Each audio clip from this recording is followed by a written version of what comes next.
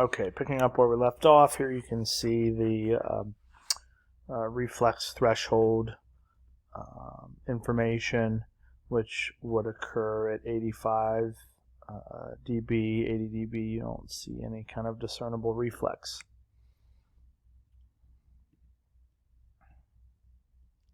OAE testing can be useful if you suspect somebody is faking a hearing loss. The kind of tricky part about using OAEs is somebody could have a mild hearing loss, maybe mild to moderate hearing loss, and OAEs would not be present, or would be present. I'm sorry.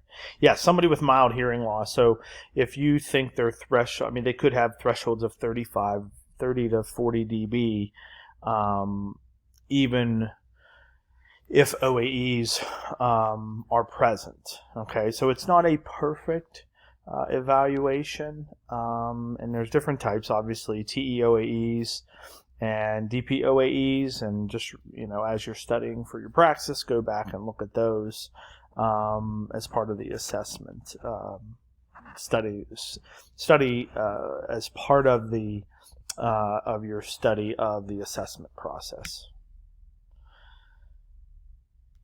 And so if you think back, you have F1 and F2, and 2F1 minus F2 has the largest distortion product.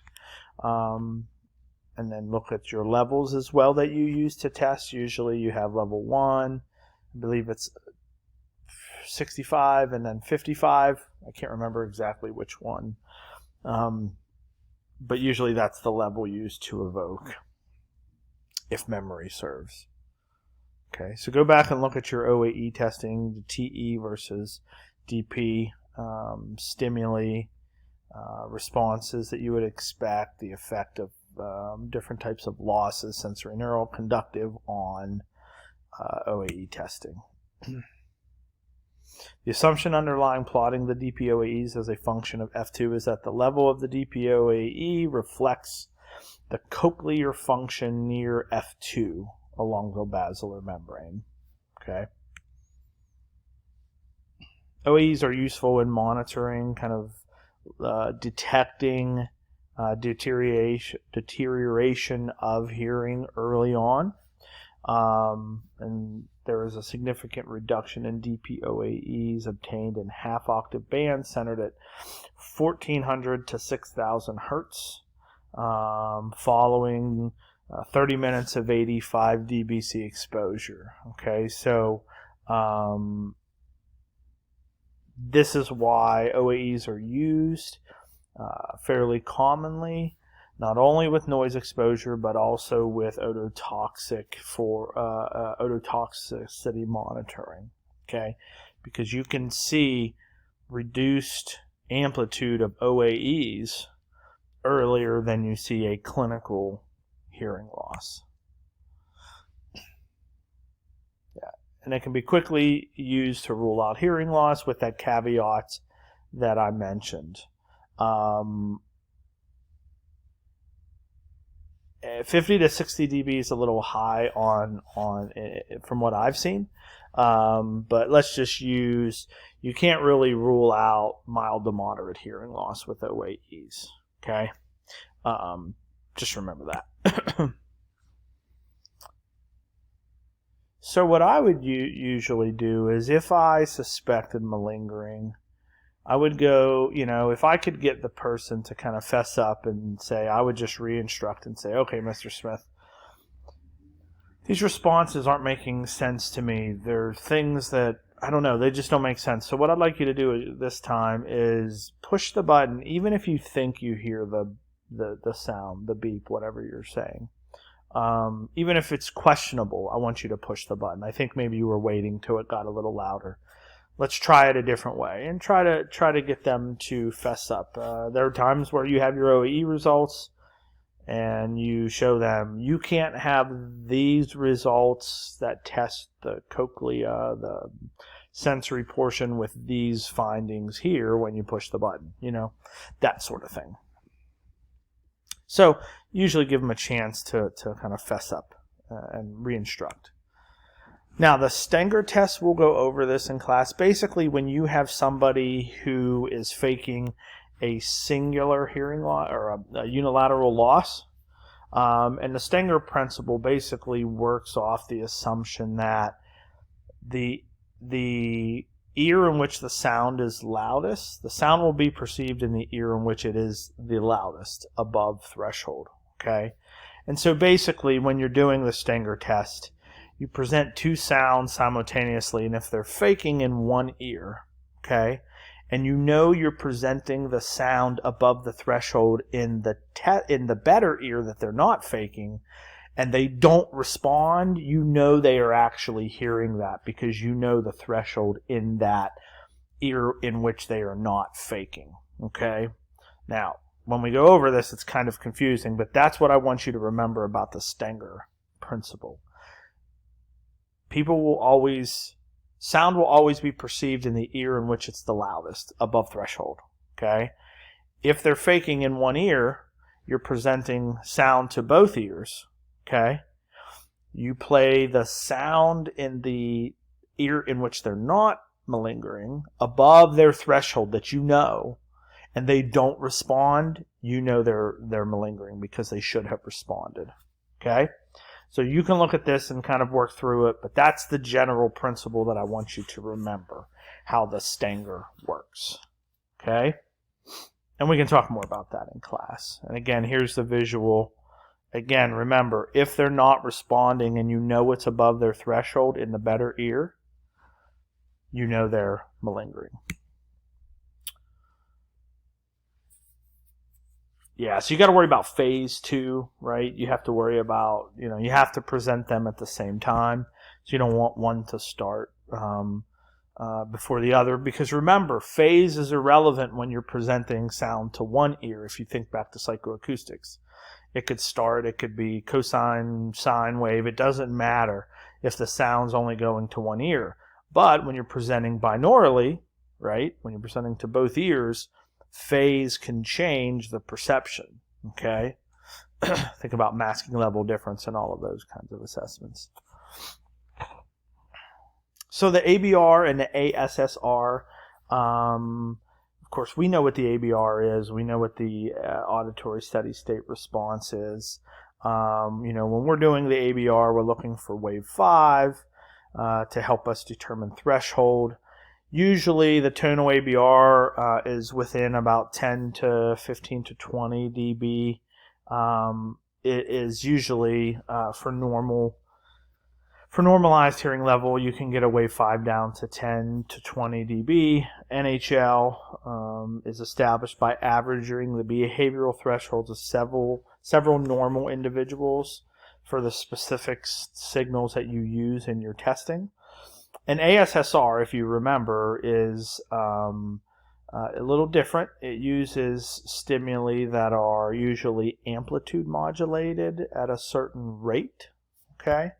And so please review your difference between ABR and ASSR. Modulation rate has a lot to do with the part of the auditory system that you're assessing. So with ASSR, if you're using a high modulation rate, meaning the sound gets loud and quiet quickly over time, you assess the brainstem. But if you use a slower modulation rate, you're assessing higher subcortical and cortical regions. Yeah, and you can test multiple frequencies at the same time with the ASSR. And again, go back and review your ASSR. So when we do the maximum comfort level, right, we talked about most comfortable level, your MCL. You have to be careful when you're testing this for people with more severe hearing losses. You don't want to exceed their uncomfortable level. Of course, we test word recognition score. A lot of times with industrial or with medical legal kind of workers' comp, they want the VA, I know, wants recorded speech. They don't want live voice because of the potential variability. So using recorded speech is wise when you're doing a workers' compensation case. Okay. Now here's a chart, here's a table 5.1, kind of what you would expect based on the type of condition, whether it's just purely sensory, auditory neuropathy, auditory dysynchrony, or APD. Okay, so you can go over this. Everything should make good sense to you. And again, this is really good information to review now as you study for the praxis. Tinnitus evaluations. It's important to perform a comprehensive evaluation, and based on the case history, a test battery can be developed. So here's some information about the comprehensive tinnitus evaluations. Self-report measures, pure tone audiometry, up to 12,000 hertz. So you can use extended high-frequency audiometry because sometimes the tinnitus is above 8,000 hertz in their perception. Okay, tinnitus pitch matching and loudness matching, residual inhibition. The greater the amount of, so if you remember back to residual inhibition, essentially after some kind of sound stimulation, it's the amount of time in which the tinnitus is inhibited, or they don't notice it after the masking or the sound treatment, if you will. So that's residual inhibition. Pitch matching is the goal is to determine the frequency of the tinnitus that they're perceiving. If it's described as noise and the noise is described as being high pitch or low pitch, instead of using tones, you can use narrowband noises of various frequencies that we use to mask, pure tones.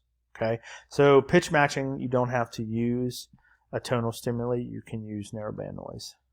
Loudness matching, the goal is to measure the intensity of an external sound that closely matches the loudness of the tinnitus. Okay, and usually you vary it in 5 dB steps, but again, you can go down to 1 and 2 dB. Most audiometers allow you to measure it down to maybe 1 or 2 dB. Okay. Minimum masking level, this is the lowest intensity of the external tone or narrowband noise that masks the tinnitus, or where the patient does not perceive the tinnitus. That is the minimum masking level, and that's an important level to determine. Okay.